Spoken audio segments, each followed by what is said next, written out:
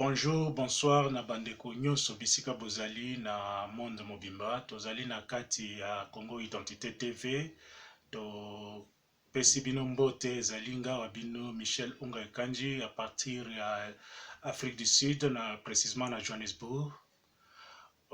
Émission oyo toye nango ebengami tala tina Congo ezali ko telemate.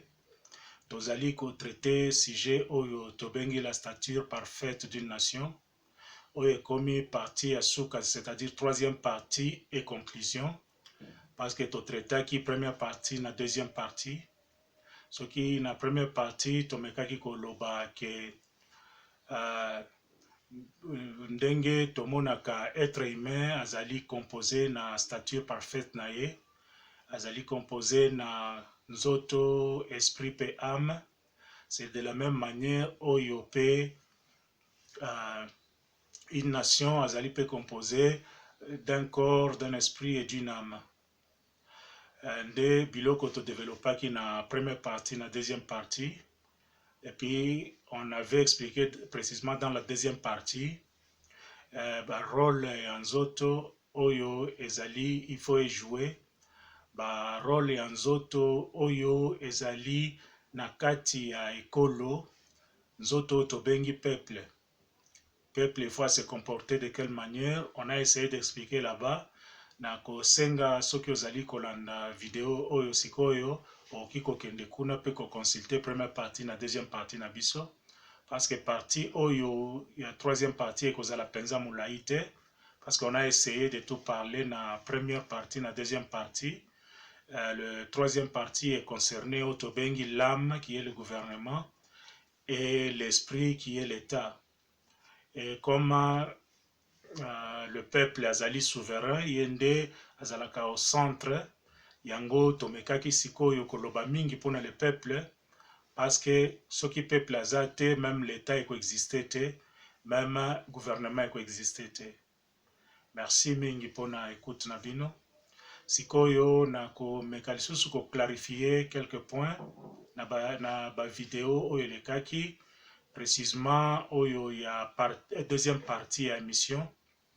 Ce qui botali na première partie et même tango to essayaki ko lancer chaîne oyo na net, on avait vraiment des gens professionnels au basalaki. Ba to kutanaki na problème moko, difficulté moko esalaki ke on a eu problème ya carte mémoire. Et boyebi tozali na kati ya confinement moyen to zwa babiloko wana ezali te yango na salaki émission na tongo en utilisant appareil na ngai o ya téléphone mais ezalaki na bambeba muke selon ba norme ya média mais bandeko oyo ya bolingo bamekaki ko présenter ba critique na bango oyo toyambaki penza na boboto nyonso. La première des critiques ezali ke na deuxième partie na lataki balinette na lataki ezalaki ya fierté ezalaki pona mekako talaka pe ba point de référence on atiaka mwa pembeni boye sikoyo ndeko alobaki ke na lumière ndenge eza kobeta ebandaki kobeta ngai na ba lunettes et puis ça ne donnait pas vraiment eloko moko ya malamu. Na apprécié ndeko wana na moi conseil apesaki et puis alobaki lisusu erreur mosusu aremarkaki kuna ezali ke na vandaki penza pembeni ya telefone na ngai et puis napimaki penza na tondisi écran mobimba. C'est vrai tomekaki pe kotala ba vidéo mosusu tomoni ke tosalaki mbeba. Tozali vraiment batu ya professionnel ya médiaté mais ce qu'on fait ezali tout simplement esprit patriotique parce que tozalaka na epele na kati ya mitema na biso po toloba mais moyen penza oleka peut-être na ba chaîne mosusu omeka koloba ezalaka difficile yango on s'est dit na mouvement oyo to créer c'est-à-dire eza en marche pour que ezala penza structuré oyo tobengi la famille Congo en Afrique du Sud parce que membership nango penza ezali. On verra comment est-ce que tokokoma et puis tokokoba pe liboso. na banzi ke na minute oyo ndenge naza koloba to essayer ko corriger ba makambo nyonso wana bomoni naza lisusu na balinete mais je vais m'efforcer soki par exemple nalingi nabwaka miso natala nini ezali na se wana mpona zongela nzela ya makanisi na ngai na koseforce mpenza mpona tala epuis mpona makambo ya positionnement na écran namoni nasali pe effort na minute oyo je pense que je suis mieux placé mais s'il y a toujours des erreurs bandeko oyo bokotala vraiment n'hésitez pas ya essayer kopesa biso nzela parce que nyonso toza kosala awa ezali kaka mpona bolingo ya mboka na biso. Bon, na première partie ndenge tolobaki nauti koloba pe ke tomekaki koloba mpona le corps qui est oyo tosalaki comparaison na le peuple et puis après awa tolingi koloba mpona l'âme et l'esprit et puis on va conclure na kolinga te émission ezala mwa mulai et puis partie ya état na âme tokozwa peza na partie ya état na gouvernement ou bien l'âme et l'esprit tokozwa penza ta mulai te parce qu'on a beaucoup parlé sur le peuple et puis on a démontré na partie introductive na biso là on a aussi touché beaucoup sur l'âme et l'esprit qui est l'état et le gouvernement.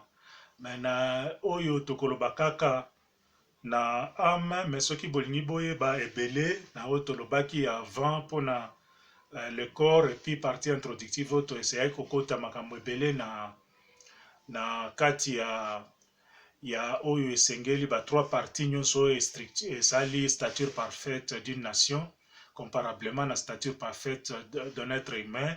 Il faut bokena ba émission précédente oyo tosalaki émission introductive na première partie na deuxième partie pe mais na troisième partie oyo tolingi tolobela kaka likambo ya âme na esprit ou bien le gouvernement et l'état na oyo elekaki tolobaki ke un gouvernement ezali âme et na kati ya âme ya mutu ezalaka kaka selon la religion chrétienne ou bien par religion mosusu nayebi te ezalaka kaka l'incrédulité ou la foi. Et kuna tolobaki Bible elobi ke l'âme qui pèse c'est elle qui mourra. Alors que tomoni ke na kati ya âme ezali ou bien na liwa ou bien la vie. C'est la même chose ndenge tolingi to comparer un gouvernement. C'est-à-dire un gouvernement oyo ezali responsable et ko promouvoir la vie ya batu na ye, la vie ya mboka na ye.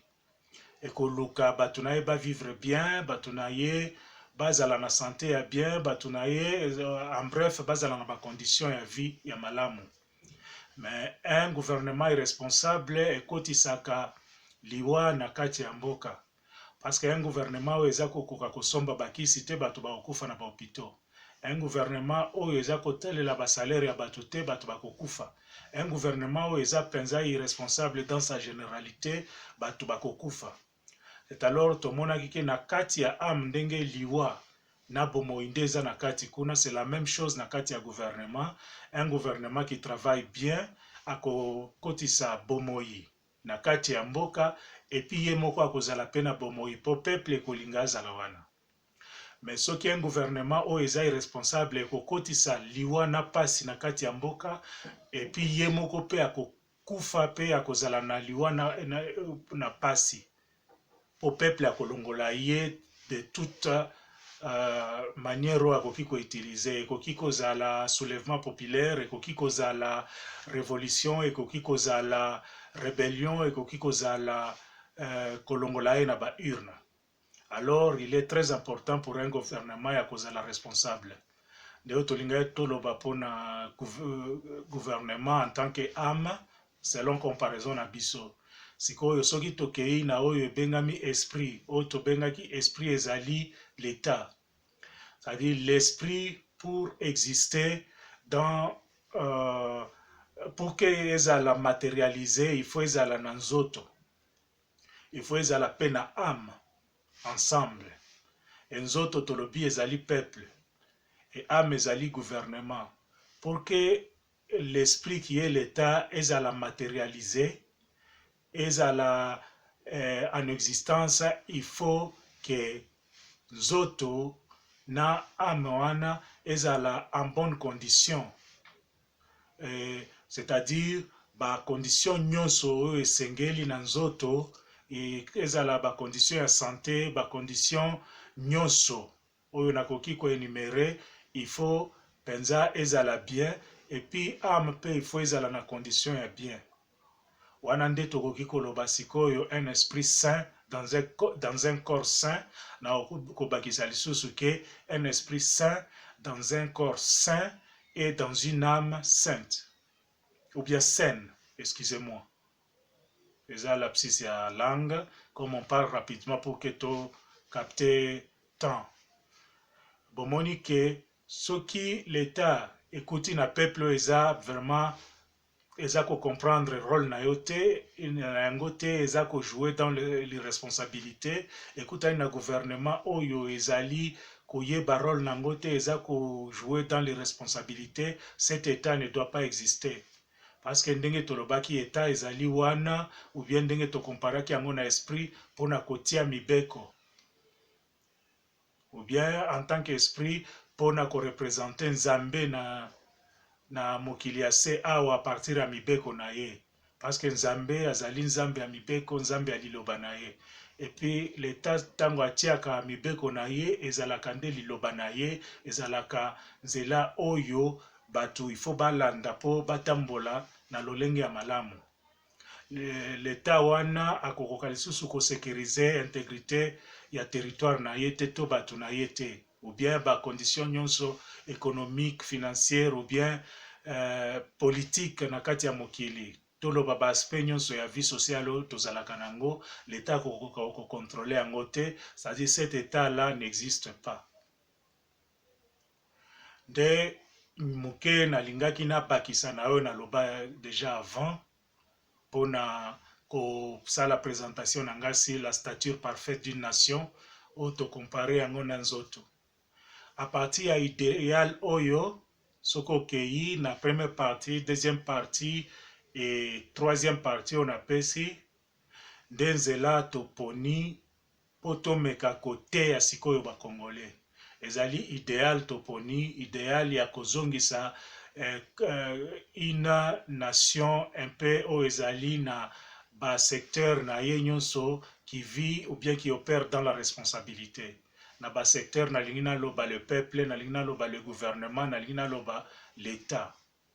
Alors na remercier mingi bandeko na ndenge bolandinga lisusu na tango yo, na kosenga na bino soki bomoni bafai mususu il fallait toujours boyebisa biso po toza koyekola pe tozalaka batu ya media te, tozali kaka batu oyo bazali animé na esprit patriotique. Et puis on cherche aussi à s'exprimer. Potango naza koloba boye yo soki oza na mokili pakala okoki kofongola sikoyo appareil na yo oyoki pe oyo ezali kolobama na kati ya Jobur. Nasengi bino merci lisusu bomeka ko partager émission, bomeka ko aimer et puis bomeka ko s'abonner. Je pense que ba message côté wana nazvi critique te, ça prouve que ba message eza koleka, mais c'est ba forme oyo ezali un peu technique, toko meka ko corriger kaka et puis nayebi ke toko sala eloko ya malonga. Merci nzambe azala na bino bisika nyonso bozali. Oyo ekoya lisusu ekozala ba enseignement mususu pour lelo to clôturer sikoyo na yo to bengi la stature parfaite d'une nation. Merci encore.